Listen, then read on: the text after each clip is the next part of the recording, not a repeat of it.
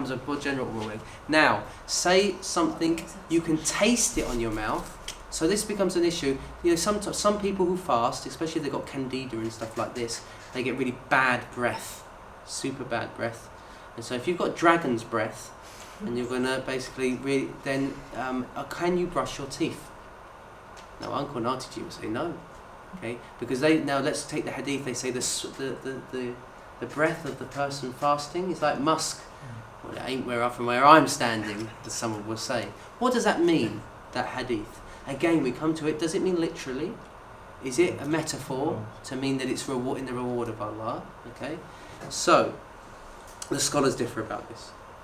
And so, they say if you've got bad breath and so forth, and you're really self-conscious about it, and people, you know, it's permissible for you to use toothbrush or something. If you could just use a miswak or something without brushing your teeth without the toothpaste, and it would get rid of the bad breath, that's obviously much better.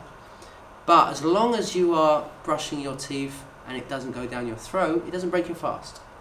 Even with the toothpaste. Even with the toothpaste, it won't break your fast. Even if you can taste it. It's got to be an object going down. So it's like say for example you had some water in your mouth, wudu. Now this is this is very common. You make wudu, you do mudmada, like you rinse your mouth. There's always going to be an element of that water in your saliva. Yes, now does that break your fast? Of course it doesn't. Or you wouldn't be able to do it. Mm-hmm. So if it's really, really minimal, okay, and it's really just taste we're talking about. So you did you rinsed your mouth, and you go, oh my God, that feels like... Now, if you feel something go down, yes, that breaks your fast. But if it's just a taste, it doesn't break your fast. With the intention, like if you're going to try to be careful to do it, you're going to try not to swallow it. Yeah, but it can happen accidentally still, though. So if you're brushing teeth, it's obviously best to be a bit standing over. Now, they say if a wife has a very angry husband who's very particular about the salt in his food, they say it's permissible. I keep looking over there, they keep doing this to one another. You're supposed to... I've got this whole image about you two now. They say it's permissible for her to taste the food. It's not a violation or not. It's general. The general principle is disliked for you to put something in your mouth because there's always a risk that you will break your fast. But if there's situations where you're putting it in for a valid reason and it doesn't go down, it doesn't break the fast, even if there's a taste, but you know nothing's gone down a body or something. But so that and there's no kafara in any of these situations because again you're not doing it with the intention to completely violate the month. That's the principle again. Okay. Yes.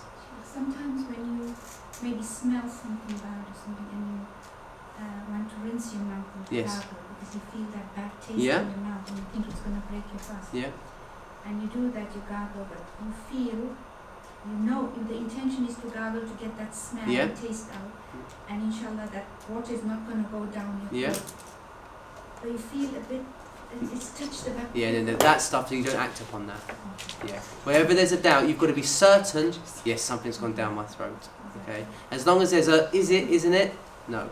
We don't, the principle in our sharia has got to be certainty. Okay. Or it opens up the door to all sorts of doubts about things. Now, but don't gargle, don't do the gargle. A lot of people feel wudu is that's wudu. That's not. It's supposed to be swishing in your mouth. That's wudu. And so definitely don't do that because that will definitely break your fast in most cases. It's going to go down if you're doing like that. Okay. So, does that answer all the questions about those sorts of... As I said, follow the general principle and it generally clarifies everything.